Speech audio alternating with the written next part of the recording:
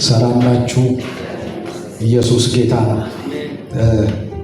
አንድ ነገር በደንብ እንድትረዱ ፈልጋለሁና በዚህ ማለዳ እኛ ከዓለም ጋር በፋይናንስ አንወዳደርም። እኛ ከዓለም ጋር በእውቀት አንወዳደርም። እኛ ከዓለም ጋር በሚታየው ቁስ ነገር አንወዳደርም። ሊኖረንም ላይኖረንም ይችላል። ግን ዓለም የሌለው እኛ ጋር ያለ ግን ትልቅ ነገር አለ። ከሁኔታ በላይ ሰላም አለ። ብዙ ሚሊዮን ብር ያላቸው ኮምፈርት ዞን ላይ ያሉ ነገር ግን ላይፋቸው በጣም ብጥብጥ ያለ፣ እናንተ እዚህ ወንበር ላይ ቁጭ ብላችሁ ልትተኙ ትችላላችሁ። ግን እንቅልፍ መተኛት የማይችሉ ሰዎች አሉ። እንቅልፍ ለ4 ዓመት ለ5 ዓመት መተኛት ያቃታቸው አሉ።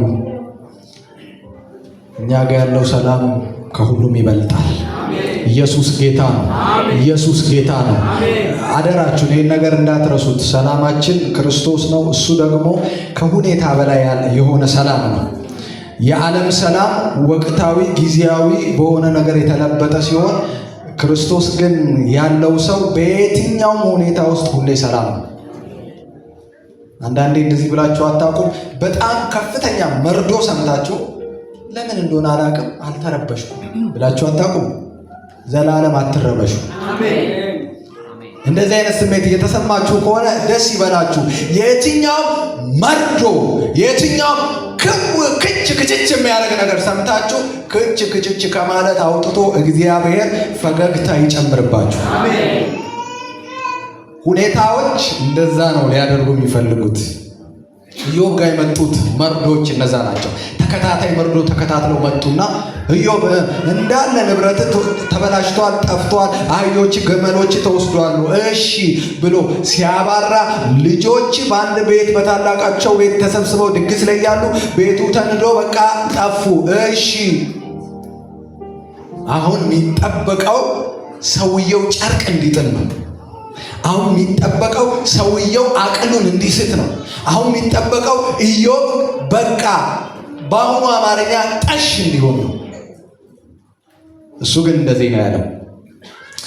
እግዚአብሔር ሰጠ፣ እግዚአብሔር ነሳ፣ እግዚአብሔር ስሙ የተባረከ። አያችሁ፣ የእግዚአብሔር ድርሻ በድል ሰሞን ብቻ ሳይሆን በሐዘን ሰሞንም ይሰጠዋል። የእግዚአብሔር ድርሻ ምንድነው? ምስጋና። ከኛ ብዙ ነገር አይፈልግም። ስናመሰግነው በጣም ደስ ይለዋል። ማታ ተናግሬ ያለውና በመከራ ውስጥ የሚሰማ ምስጋና እግዚአብሔር በጣም ሕያው መስዋዕት አድርጎ ይቀበለው። ኢየሱስ ጌታ ነው። ወዴት ነው እየሄድኩ ያለሁት? እሺ ሁላችንም ዘጸአት ምዕራፍ 21 ከቁጥር 1 ጀምሮ እንከፍትና አብረን እናነባለን። በጌታ ስም አነባለሁ። በፊታችሁ የምታደርገው ሥርዓት ይህ ነው። ዕብራዊ ባሪያ የገዛ እንደሆነ 6 ዓመት ያገልግል፣ በሰባተኛው በከንቱ አርነት ይውጣ። ብቻውን መጥቶ እንደሆነ ብቻውን ይውጣ፣ ከሚስቱ ጋር ደግሞ መጥቶ እንደሆነ ሚስቱ ከእርሱ ጋር ትውጣ።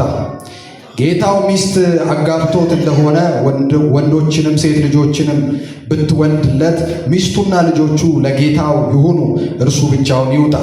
ባሪያው ጌታዬ ሚስቴ ልጆቼን እወዳለሁ አርነት አልወጣም ብሎ ቢናገር ጌታው ወደ ፈራጆች ይውሰደው፣ ወደ ደጁም ወደ መቃኑም አቅርቦ ጆሮም በወስፌ ይብሳ፣ ለዘላለም ባሪያው ይሁን ይላል። ኢየሱስ ጌታ ነው። የጌታ ስም የተባረከ ነው። በዚህ ቃል መሰረት ጌታ እንግዲህ ዛሬ ያስተምረናል። የነጻነት ባርነት ብለን የጌታን ቃል እንማራለን። የነጻነት ባርነት። ባርነት የሚለውን ቃል እንዴት ነው ትወዱታላችሁ? ባርነት የሚባለውን ቃል እኔ በበኩሌ አልወደው።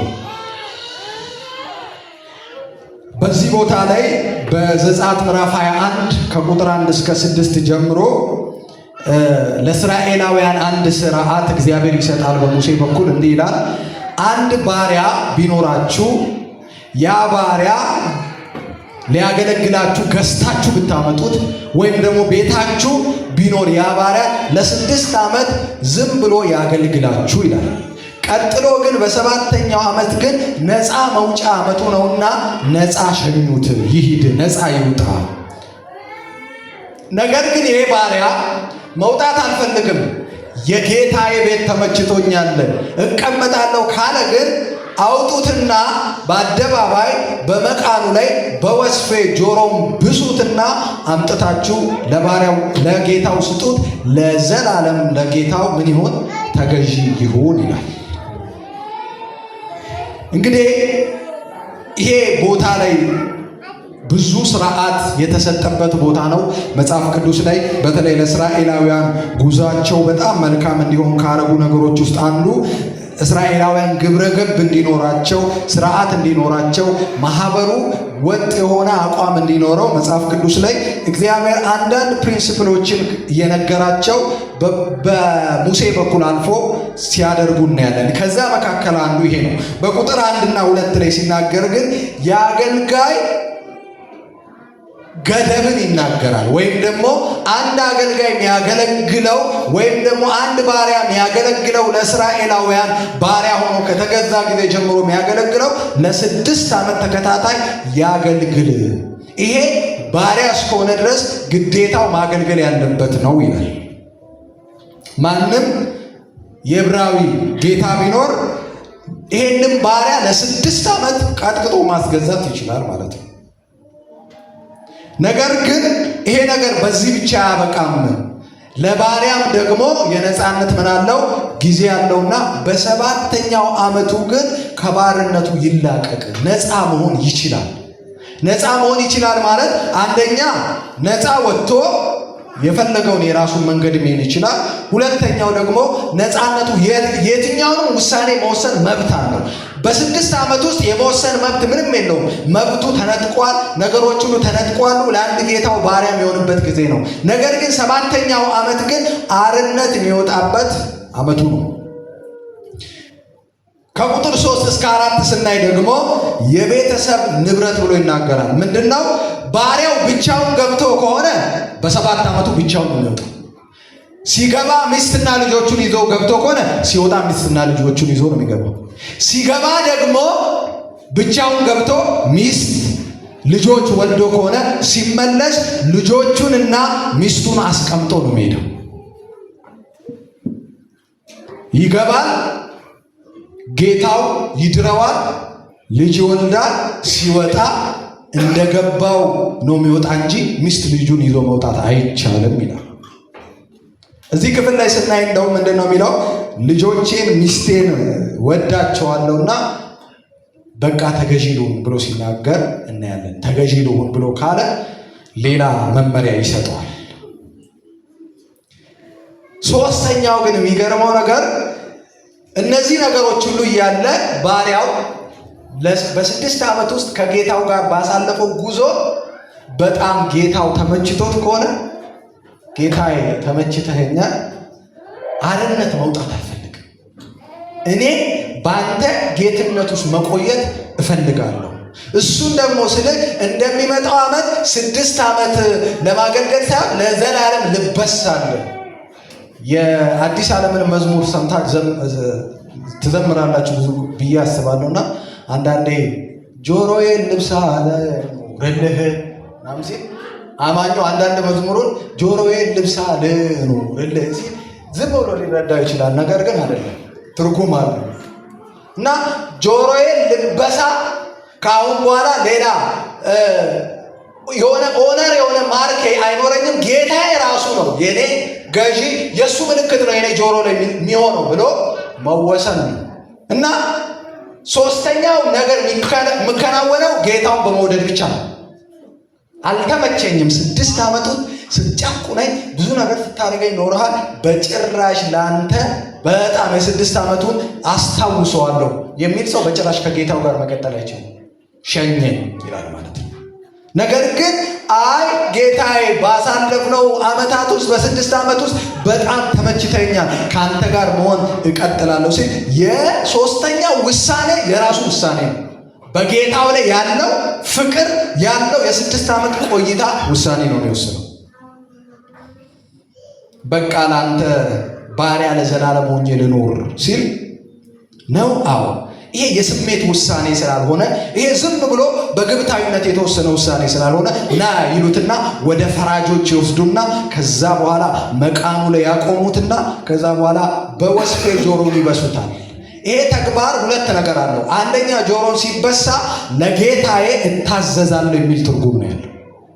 ሁለተኛው ደግሞ አሁን የተበሳበት በጌታው ወስፌ ስለሆነ በጌታው ስለሆነ ከአሁን በኋላ ምልክቱ የጌታዬ ነው፣ እኔ ላይ የሚታየው እኔ አይደለሁም እያለ ነው። እና ያንን ስርዓት ፈጽሞ ይመጣል ማለት ነው። የሚገርመው ነገር በአዲስ ኪዳን ይሄ ደግሞ በጣም የሚገርም ትርጉም አለው። ምክንያቱም እኔ ዘጸአት ላይ አላቆያችሁ፣ ምክንያቱም የአዲስ ኪዳን ሰዎች ነንና እና ምን ይጠበስ ተበሳ ነው ምንድን ነው እያልከን ያለው ባሪያ ሆኖ ነው እንዳትሉኝ ቶሎ ልምጣ። መንፈሳዊ ትርጉም አለው ይሄ ጉዳይ። ትርጉሙንም ደግሞ በተለያየ መንገድ በአዲስ ኪዳን እናገኘዋለን።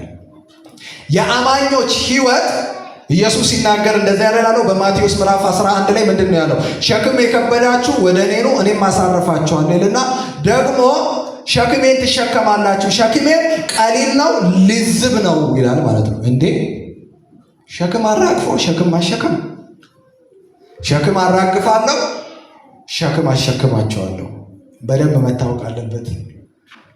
ሸክም የከበዳችሁ ወደ እኔ ኑ እኔም አሳርፋችኋለሁ ብቻ ብሎ 4 ነጥብ አይዘጋም።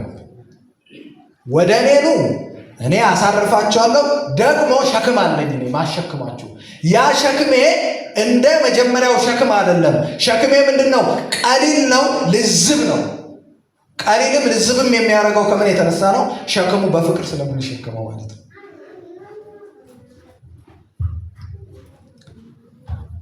ስለዚህ በአዲስ ኪዳን ላይ በሮሜ ምዕራፍ 1 ቁጥር 1 ላይ እንደዚህ ብሎ ይናገራል። ባርነቱን ጳውሎስ ሲናገር የኢየሱስ ክርስቶስ ባሪያ የሆንኩ ጳውሎስ ይላል። የኢየሱስ ክርስቶስ ባሪያ የሆንኩ ጳውሎስ። በአሁኑ ዘመን ላይ የእግዚአብሔር ባሪያ ከሚባል ይልቅ የእግዚአብሔር ሰው ማን ኦፍ ጋድ ቢባል ደስ ይላል አይደል? የእግዚአብሔር ባሪያ እየተባለ ከሆነ ምን አይደለም ምቾት አይሰማንም፣ ስድብ ነው የሚመስለን። ጳውሎስ ደግሞ የሮሜን እንቁ የሆነ መልእክቱን ሊጽፍ ሲጀምር ምዕራፍ 1 ቁጥር 1 ላይ የክርስቶስ ባሪያ የሆንኩ እኔ ጳውሎስ የሮም ዜጎች ወይም ደግሞ ሮም ላይ ያሉ አማኞች ባሪያ ብሎ ሲናገር እንደ ኢትዮጵያን እንደኛ አይረዱም። ምክንያቱም የኛ ሀገር ባርነትና መጽሐፍ ቅዱስ የሚለው ባርነት አይገናኝም። እንደውም በፊት ምንድን ነው የሚባለው? አሽከር ነው አይደል የሚባለው? ቃሉ ራሱ በጣም ይከብዳል። እና ጳውሎስ ለሮም አማኞች ሲጽፍላቸው የመጀመሪያ እንዲያውቁለት የፈለገው ሐዋርያነቱን አይደለም። ይገርማል። የመጀመሪያ እንዲያውቁለት የፈለገው በደማስቆ የተገናኘውን ብርሃን ሊነግራቸው አልፈለገም። ሙሉ ፓኬጅ የሆነውን ነገር ሊነግራቸው ፈለገ። ምን ይላል? እኔ የክርስቶስ ባሪያ የሆንኩ ማንም እንዳይምታታባችሁ እኔ ጳውሎስ ይላል ማለት ነው። ስሙንም ይጠቅሳል እዛ ውስጥ። በአዲስ ኪዳን ላይ የብሉይ ኪዳን ስርዓት ብዙ ጊዜ ባርነቱ በጣም ይሄ ከሕግ ጋር የተጣበቀ ስለሆነ ውስብስብ ይሆናል። አዲስ ኪዳን ላይ ስንመጣ በደንብ እንድንረዳው መጽሐፍ ቅዱስ የሚፈልገው ነገር አለ። ባሪያ የምንሆነው ወደን ደስ ብሎን ነው።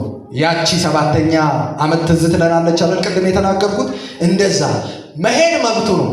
ለምሳሌ አሁን እኔ አማኝ መሆን አልፈልግም የሚል ሰው ቢኖር ጌታ ገና ከዚህ ግቢ ሲወጣ እግሩን አይቆልፍም። ጳውሎስ የአገልግሎቱን ጅማሬ የክርስትናውን ጅማሬ ሲናገር እንዲህ ይላል፣ እኔ ወድጄ ፈቅጄ ለማን? ለክርስቶስ ባሪያ የሆንኩ ብሎ ይናገራል ማለት ነው። አጠገባችሁ ያለውን ሰው ያዙትና የክርስቶስ ባሪያ ሰላም ነህ ወይ በሉት። የነፃነት ባርነት ውስጥ እንዳለ ወቅ በሉት። በኢየሱስ ስም ባርነት ይመታ እንዳትሉ። ይሄ ባርነት መመታት የሌለበት ባርነት። ፍርሃት ይመታ ስንል ምን እንላለን? የሞት ፍርሃት፣ የጨለማው ዓለም ስርዓት ፍርሃት፣ የዓለም ፍርሃት ይመታ። ፈራሃ እግዚአብሔር ግን አይመታ አይደለም እንለው?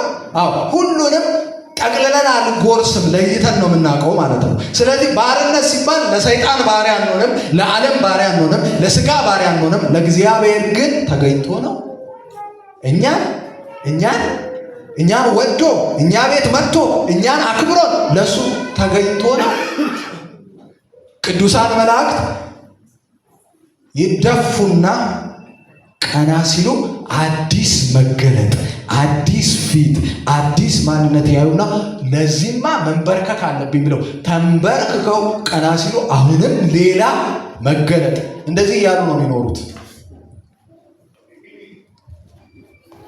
እንግዲህ እልፍ አላፍ መልአክ የሚሰግዱለት ንጹሕ የሆኑ አካላት ለሱ የሚሰግዱለት የሚያደገድጉለት እኛን ሰዎች ከመረጠ ለሱ ባሪያ ሆኑ ከተባለ እንዴት ደረታችንን ነው የምንገለብጠው? ደስ እያለን ነው የምንሆነው። ለዚህ ነው እኮ አማኝ ማታም ብየዋለሁ፣ የክርስትና ሕይወት ውስጥ ወይም ደግሞ ጴንጤ ፕሮቴስታንት አማኝ ሲሆን በማይታወቅ ሁኔታ ደፋር ይሆናል። ታውቃላችሁ? አይፈራም። በሆነው ባልሆነው ቦታ ኢየሱስ በኢየሱስ ምናምን ይላል። አያፍርም። ለምን ከተባለ ከባርነት ያወጣውን ጌታ ስለሚያውቅ። ጳውሎስ ለዛ ነው እንደዚህ ያለ፣ እኔ በወንጌል ምን አለለም አላፍርም።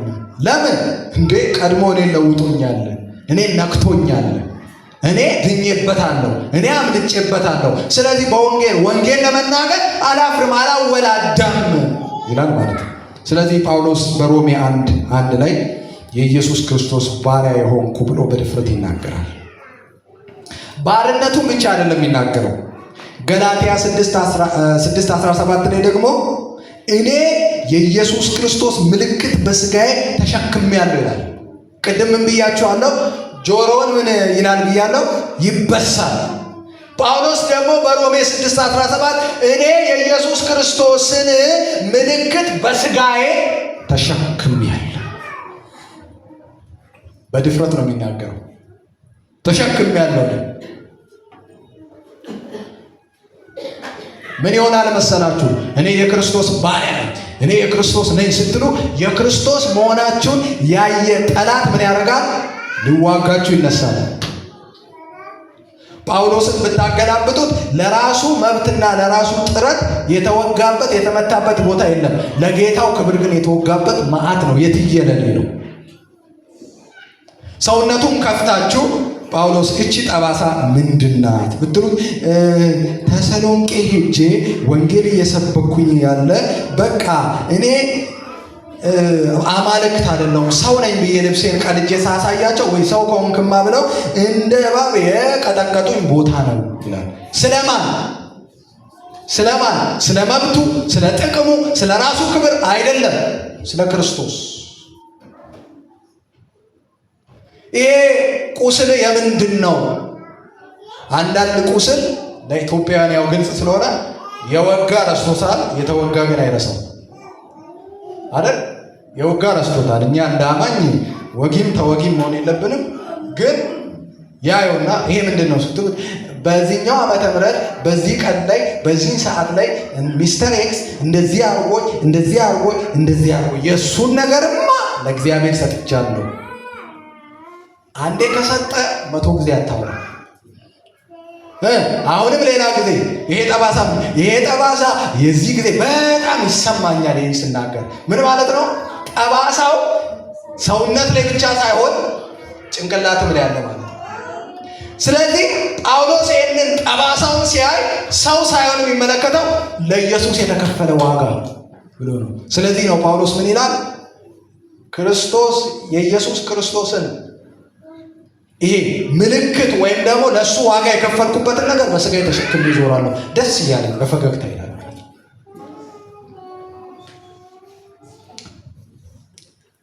አንደኛ ቆሮንቶስ ምዕራፍ 7 ከቁጥር 22 እንዲህ ይላል። አንደኛ ቆሮንቶስ ምዕራፍ 7 ከቁጥር 22 ባሪያ ሆኖ የተጠራ የጌታ ነፃ ሰው።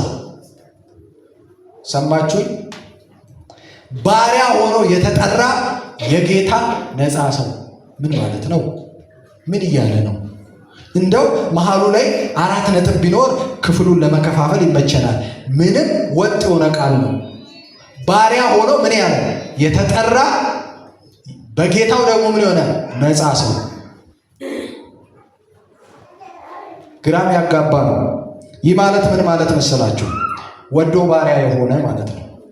7ኛው ዓመት ላይ ጌታ አልወጣም፣ ያንተ ቤት ተመችቶኛል ብሎ ወዶ ባሪያ እንደሆነ እዚህ ክፍል ላይ ባሪያ ሆኖ የተጠራው ምን ሆኖ ነው?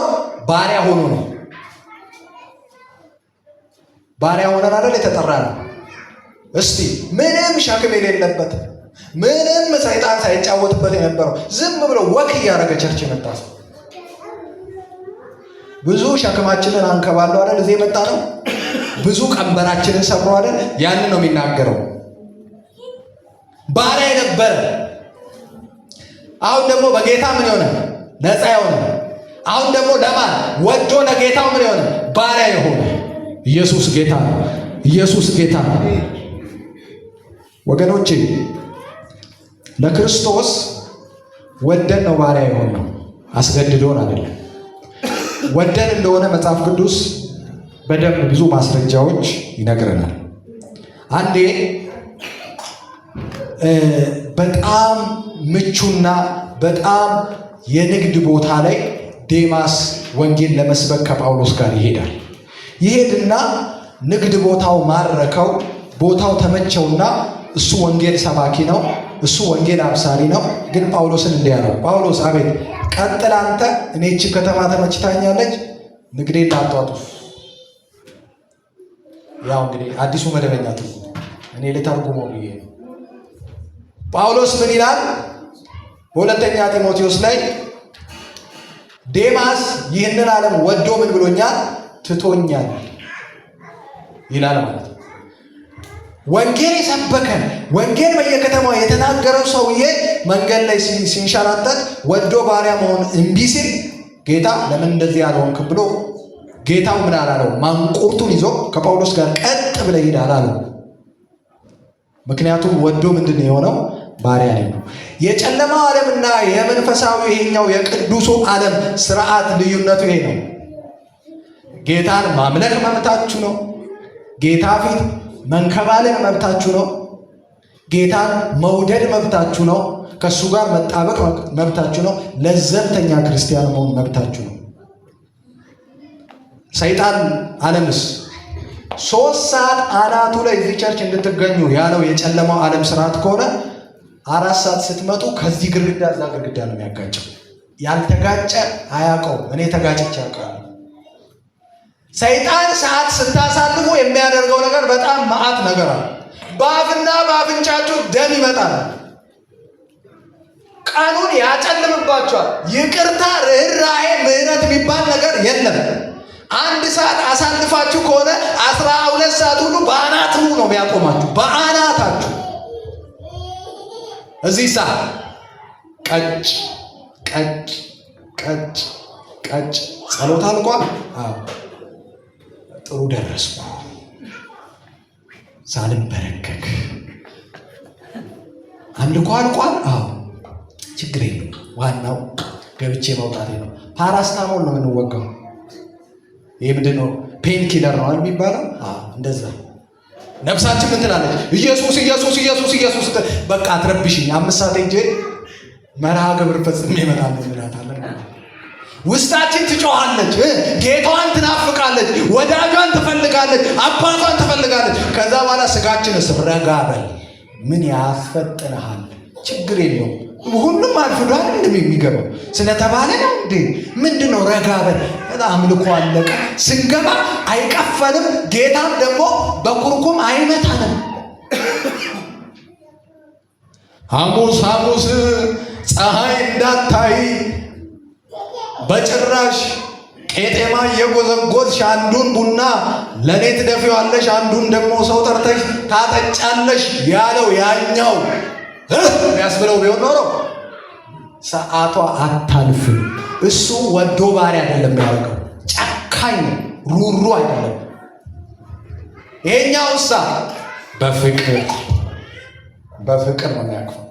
ይሁዳ 30 ብር ተደራድሮ ጉዳዩን ጨርሶ ረቡኒ የኔ ረቡኒ ብሎ ሲለው እሱ እየሸጠ ምልክት እያደረገ ነው። ያ ምስመው እሱ ነው እያለ ነው። ኢየሱስ ግን ሲለው ደስ እያለው በፍቅር ልሸጠኝ ነው ኑ ያዙት ቀጥቅጡት አላለም።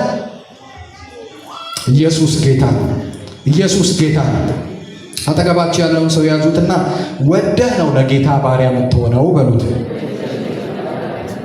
ሲገባ ነው ፍቅሩ ለጌታ ባሪያ የምትሆነው በሉት። እኔ በህይወቴ እንደዚህ ነው ምለው። ያው ጌታ ይርዳኝ፣ ጸጋው እንዲረዳኝም ነው ፍላጎቴ። በሰው ችሎታና ፉከራ ስለማይሆን ለኢየሱስ መኖር አይደለም መሞትም ሲያንሰው ነው። ለኢየሱስ መኖር ነው አይደል ብርቅ የሚሆነው ላማኝ፣ መሞት እንኳን ያንስበታል እኛ ብንሞትለት። ለዛ ነው ጳውሎስ እንዲህ ይላል፣ ጳውሎስ እባክህ እንዳትሄድ ወደ ኢየሩሳሌም፣ ከሄድክማ እኮ የሚጠብቀን ነገር መንፈስ ቅዱስ ገልጦልናል።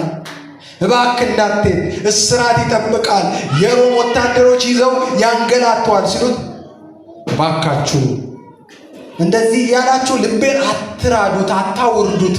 ለጌታ ለኢየሱስ መከራ ልቀበል አይደለም ነፍሴ በእኔ ዘንድ ምን አትልም አትከብርም።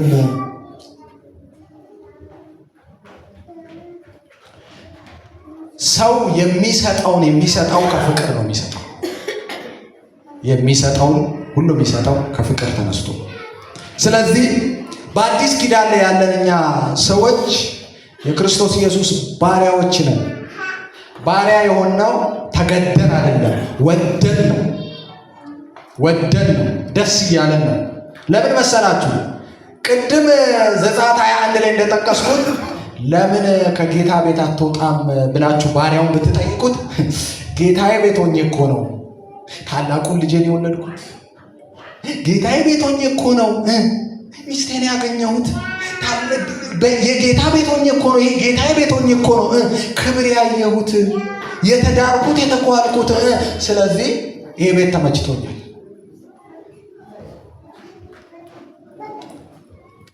ምን ያላየነው ክብር አለ ጌታ ቤት ሆነ? ልጠይቃችሁ፣ ምን ያላየነው ክብር አለ? እንደው አንዳንዴ ጥያቄው በዝቶብን ገዝፎብን ነው እንጂ ጌታ ምን ያላሳየን ክብር አለ? ምን ያልሰጠን ነገር አለ? ምን ያላደረገልን ነገር አለ? ሂዱ ቢለን እኮ ምንሄድበት የሌለን ሰዎችን ነው በፍቅሩ ያቀፈው። ባሪያው ብቻውን ገባ። 7 ዓመቱን ሲጨርስ በስቷል፣ ሰፍቷል። ባሪያ ሆኖ የኖረ ሳይሆን የሚመስለው የሆነ ጥሩ ቦታ የተቀመጠ ነው የሚመስለው። ስለዚህ እንዲህ ይላል፣ በጭራሽ ከጌታዬ ቤት ምን አልልም አልሸሽም። ለምን? አሁን ጌታዬ ስለሚያስገድደኝ አይደለም፣ የጌታዬ ፍቅር ገብቶኝ።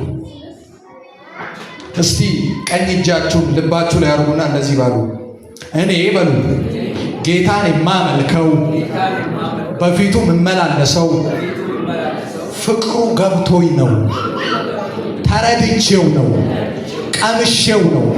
አዎ ጎትጓጭ አያስፈልግም።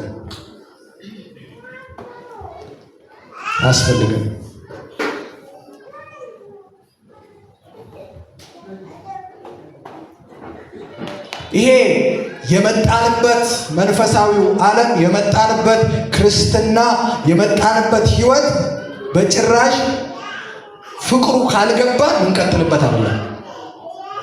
አንድ ሰው እዚህ ጋር ስታዩ እየተንከባለን ሃሌሉያ እወድሃለሁ የኔ ጌታ ሲል እኛ ቆመን ልንታዘብ እንችላለን። እንዴት ነው የሚያደርገው? ምንድን ነው እንደዚህ የሚያደርገው? ምንም አይደለም። የገባው ገብቶት ነው። ወገኖች ከትዝብት እንውጣና ውዱን ጌታችንን እናወራ። ምንድን ነው የሚያደርገው? መጠን የለውም፣ ልክ የለውም፣ ገደብ የለውም። ፍቅር ሲገለጥ ገደብ የለውም ይባላል። ያው እንግዲህ ከዓለም እንጀምርና ሚስቴን ሰላም ስላት ወይም ደግሞ በእጮኝነት ዘመን የኔ ውድ ወድሻለሁ በየቃላቱ ወድሻለሁ ብዬ አልጠግብም። ያው ብዙ ሰዎች መጽሐፍ ቅዱስ እንደዚህ ይላል። እኔ ይሄንን ፕሪንሲፕል እከተላለሁ። ሚስቱን በማህበሩ ፊት ያወድሳት ይላል መጽሐፍ ቅዱስ። ታውቃላችሁ ይሄን ክፍል አትዝለሉት። እሺ ባሎች ስትቆሙ በዛውም ተናገሩ፣ ሌላው እንዲገባው፣ ወጣቱ እንዲገባው እና ወድሻለሁ በዛብኝ እሷን ማትልም እሷን ለኔ በዛብ በጣም አንተ ላይ በዛት ሁሉም በቃላት ሁሉ ይሄ ቃል አለ። ይሄ የትኛው ፍቅር ነው? የትኛው ፍቅር ነው? ምድራዊ ፍቅር ነው ወገኖቼ።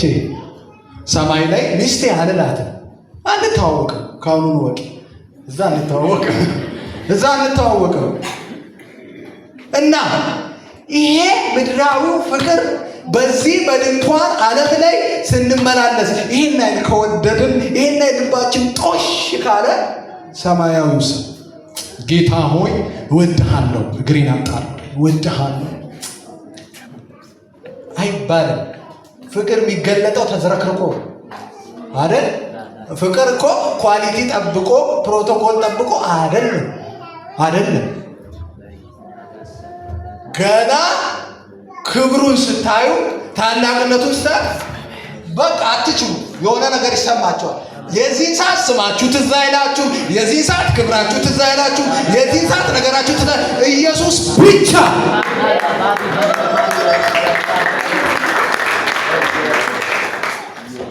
ወገኖቼ ወደዚህ አትሞስፈር ግቡ። አገልግሎት በልመና አይሆንም፣ ደጅ በመጥራት አይሆንም፣ አገልግሎት በማለት አይሆንም። ካልገባን ከባድ ነው ምናገለግለው። የሚገርማችሁ ነገር የነገስታት ንጉሥ፣ የጌቶች ሁሉ ጌታ፣ የኃያላን ሁሉ ኃያል፣ ፍጥረቱን ሁሉ ጠቅልሎ የያዘ ክብር የሚገባው ኃይል የሚገባው ሞገስ የሚገባው ታላቁን እግዚአብሔርን እኔ ጌታን ለማገልገል በጭራሽ ደጅ አልጠናም፣ ይልቁንስ ደጅ እጠናለሁ። ወገኖቼ ጌታን ለማገልገል ጌታ ፊት ለመንበርከክ ገና ልመና ባካችሁ ጸልዩ አይባልም። እኔ አባቴን አውቀዋለሁ። እኔ ከየት እንዳወጣኝ አውቀዋለሁ። ከየት እንዳነሳኝ አውቃለሁ። ከፋንድያ አይደል መጽሐፍ ቅዱስ የሚለው? ከፋንድያ በላይ ከጨለማ በላይ ከክፋት በላይ ከሆነ ማንነት አምጥቶኝ ገና እኔ ልዘባነን በጭራሽ አልችልም። ክርስቶስ ፍቅሩ ልዩ ነው። ጌታን ለማገልገል ቃሉን ለመስማት ገና ይሄን ቃል ሲከፈል እንቅልፍ አይለኝም። ጌታ ይሄ ቃል ገና የአባቴ ቃል ነው እየተወራ ያለው፣ የአባቴ ክብር ነው እየተወራ ያለው፣ እየተነገረ ያለው የነገስታት ንጉሥ፣ የጌቶች ሁሉ ጌታ፣ ኃጢአትን ወደ ጽድቅ የለወጠ ባርነትን ወደ ሰላም የቀየረ የእሱ ቃል እየተጠራ አልችልም። ወገኖቼ እኛ እኮ ያማርነው በሱ ነው። እያንዳንዳችሁ ማይክ ተሰጥቷችሁ ጌታ ላንተ ምንድነው ላንቺ ምንድነው ቢባል እንባይቀድመናል አይደል? ያወጣን እኔ ብትጠይቁት እንከባለላለሁ። ለምን እንደሆነ ታውቃላችሁ? መናገር የማይችል ማውራት የማይችል ብዙም አይነት የእግዚአብሔር ቃል ዕውቀት መረዳት የሌለው በጣም የሚያውቁ ሊቆች እያሉ እኔ ሲጠራኝ በጣም እጄን በአፌ ጭኛለሁ። ያን ከጨለማው ዓለም ስቦ ያወጣኝ ጌታን ላገለግል፣ ስሙን ልጠራ፣ ታላቅነቱን ልናገር ገና ጎትጓጅ አልፈልግም። ጌታ ኢየሱሴን አውቀዋለሁ። እስቲ የጠራኝን አውቀዋለሁ በሉ። ያወጣኝን ሰፈር አውቃለሁ በሉ። አገለግለዋለሁ በሉ። አገለግለዋለሁ። በጭራሽ ሳገለግል ማይመች የሚጎረብጥ የሚያስጠላ ከግራና ከቀኝ ብዙ ነገር ሊበዛ ይችላል።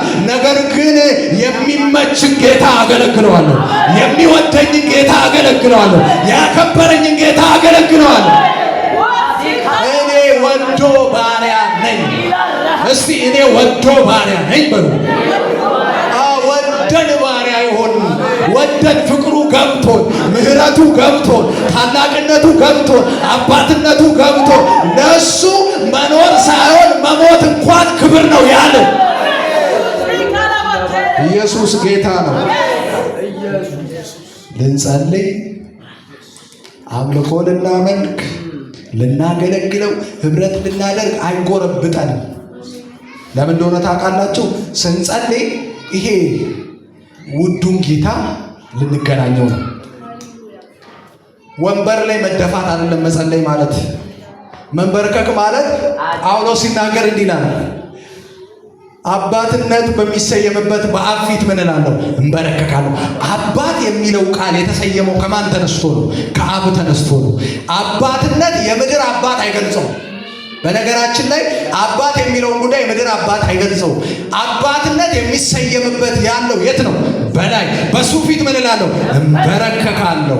ስንበረከክ ያገብቶኝ ነው መንበረከከው። አዚም አይነካኝም፣ ድንዛዜ አይነካኝም፣ ፍዘት አይነካኝም። ምክንያቱም መንበረከከው አባቴ ፊት ነው። የፍቅር ቃል እናገረዋለሁ። ገና እንትን አልጠብቅም። አንተ ኢየሱስ መድኃኒታችን ምና አለ አባዬ አውቀዋለሁ። አባዬ አንተ የኔ ነህ፣ አንተ የኔ ነህ፣ አንተ የኔ ነህ።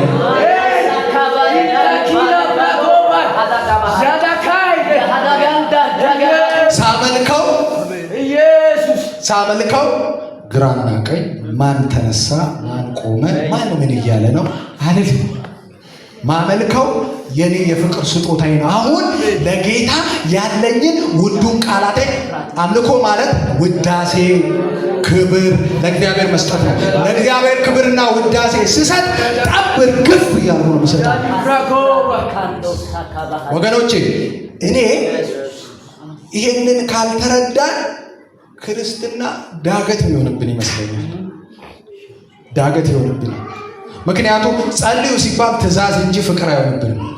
ጸልይ ሲባል ትእዛዝ ነው። ማን ሆኖ ነው እሱ ጸልይ ነው የሚለኝ ነው እንጂ የምንለው ለካ ወደ ክርስቶስ ጉያ ነው እያስጠጋኝ ያለው የሚል መረዳት ውስጣችን አይገባም። በነገራችን ላይ ጸልይ፣ ቃል አንብብ፣ ህብረት አድርግ የሚላችሁ እግዚአብሔር የላከው ሰውና የሚወዳችሁ ሰው ብቻ ነው። እንደ ጦስ ዶሮ ከተማ ዙር የሚላችሁ ደግሞ ዲያብሎስ የላከው ነው። እንዙር፣ ይሄ ዘዋሪ መንፈስ እንዙር ይላችሁ። እንጸልይ ማለት እንዴት መታደል ነው። እኔ ከዚህ በፊት ብያለሁ።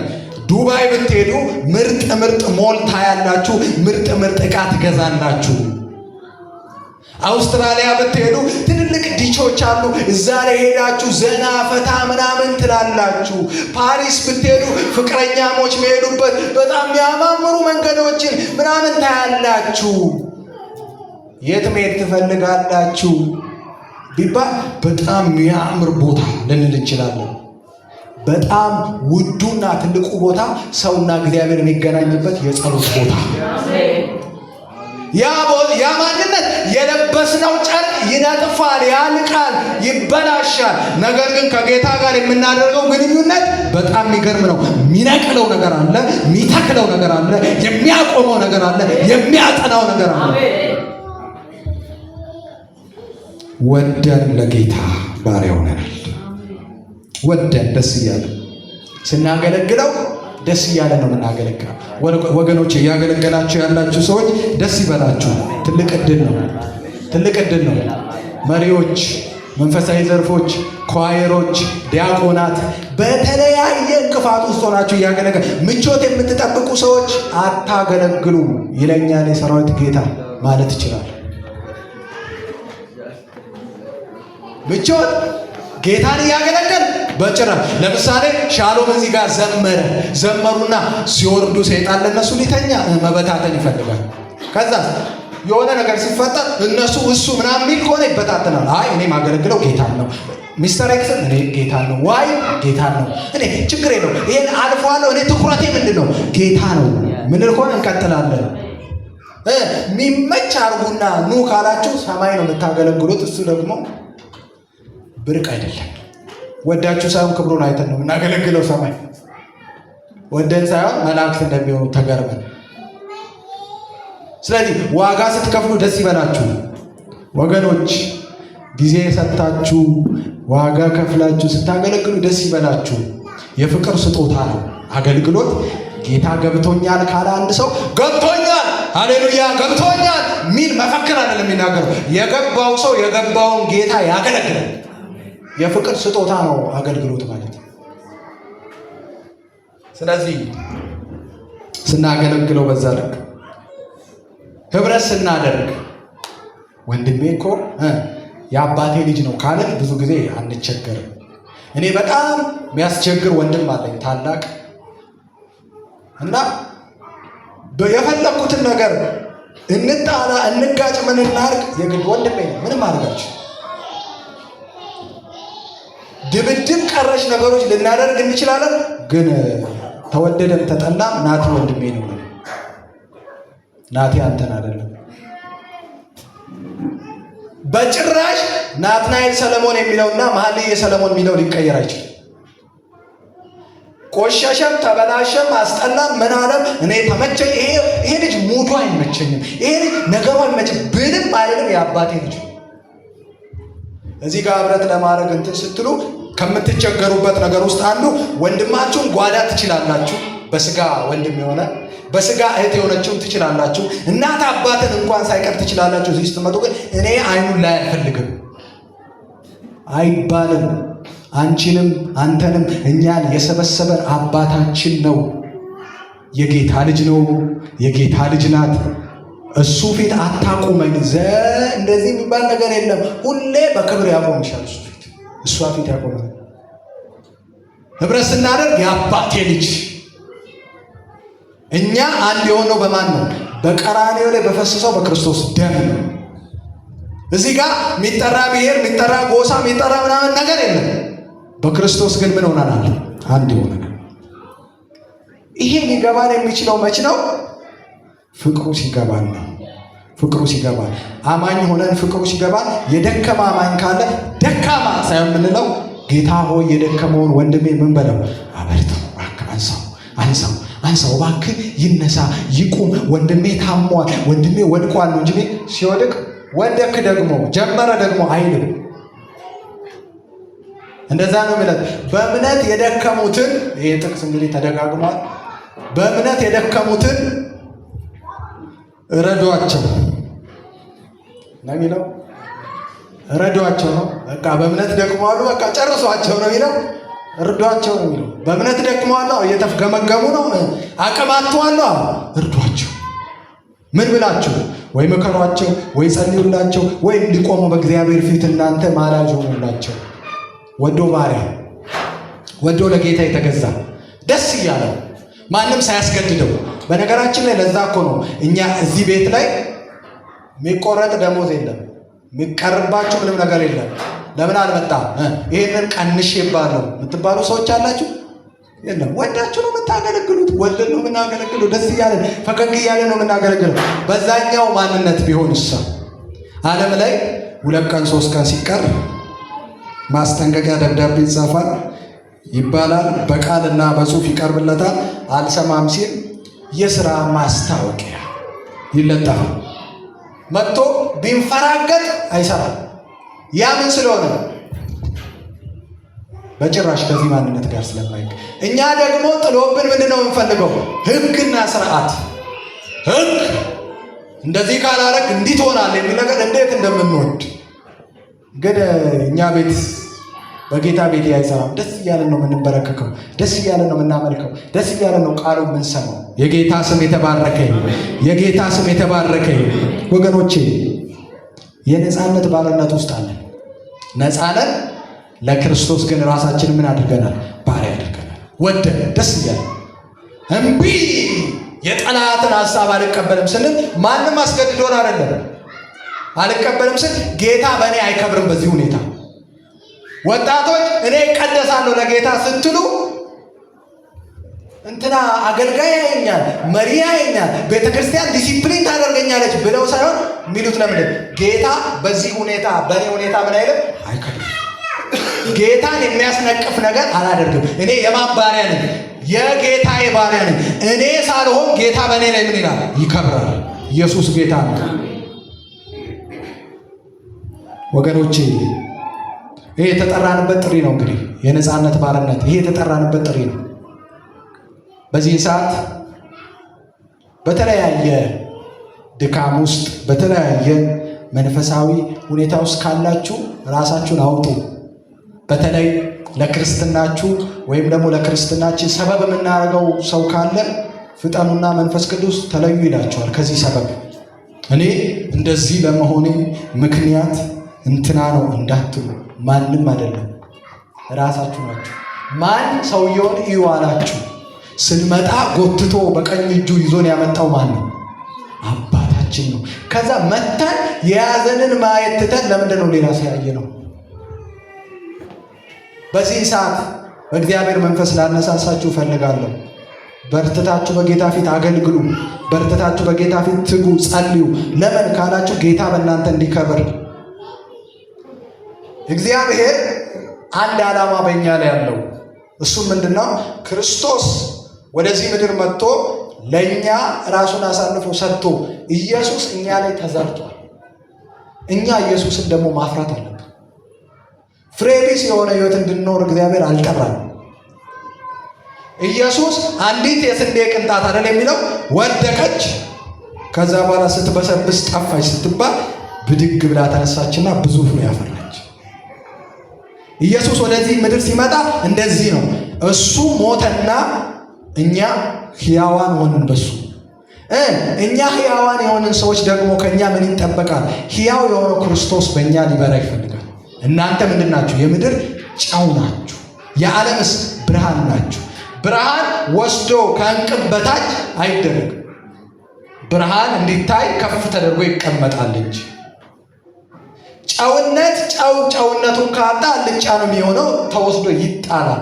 አያችሁ፣ ክርስቶስ የሞተልን ነፃ እንድንወጣ ብቻ ሳይሆን ነፃ አውጪውን ኢየሱስን ራሱን እንድንመስለውና እንድንገልጠው። ኢየሱስ ጌታ ነው። ኢየሱስ ጌታ ነው። ነፃ የወጣን ሰዎች ነን። ነፃ ደግሞ የምናወጣው ትውልድ አለ። እስቲ በየቤታችሁ ስለ ከተማችን ጸልዩ። እንጸልይ እስቲ ሁላችንም ጌታ ከተማችንን አሳልፎ እንዲሰጥ። ማታ ተናግሬያለሁ። የወልቂጤ ላይ የሞቱ ለወንጌል የሞቱ ሰዎች ፍሬ ነን እኛ። ማታ ብያለሁ። ወደ ሬቡ ተወስደው የተገደሉ ሰዎች ነበሩ። እነሱ ሞቱ፣ እኛ ግን ዛሬ በሕይወት አለን። አልተኛም፣ እኔ የእግዚአብሔር ልጅ ነኝ፣ የተጠራው ነኝ፣ ካገኘሁት ጋር ሁሉ አልጋደምም ያለችው ገነት የምትባል ሴት በጥይት 8 ቦታ ተበስታ ስትሞት እኛ ተወለድን። ብዙ ሰዎች ወንጌል የከፈሉበት ነው ዛሬ እኛ ይቆማል። እኛ ዛሬ ምን እንከፍላለን? ሃሌሉያ! አፈስኩኝ፣ ዘገንኩኝ፣ ወሰድኩኝ። የበረከት ማግኔቲክ ፎርስ ብቻ ሊኖረን አይገባም። በረከቱ እንደተጠበቀ ሆኖ ክርስቶስ በእኛ ላይ ሊያበራ ይገባል። ጉጉታችን በጣም የትየለሌ ነው። ምን ትባረካለህ ከተባለ ወንበር ሊሰብር ይችላል። ኢየሱስ ይወዳል ከተባለ ኦኬ፣ ያ ኢየሱስ ይወዳል እንደዚህ አይባል። በፍቅሩ ሲነገር መጮህ አለብን። ትባረካለህ ሲባል እንዴ የሚቀጥል እኮ ነው አይደል? ጽድቁን መንግስቱን እናስቀድማለን፣ ሌላውስ ይከተለናል፣ ይጨመርብናል። ኢየሱስ ጌታ ነው። ኢየሱስ ጌታ ነው። እንጸልያለን።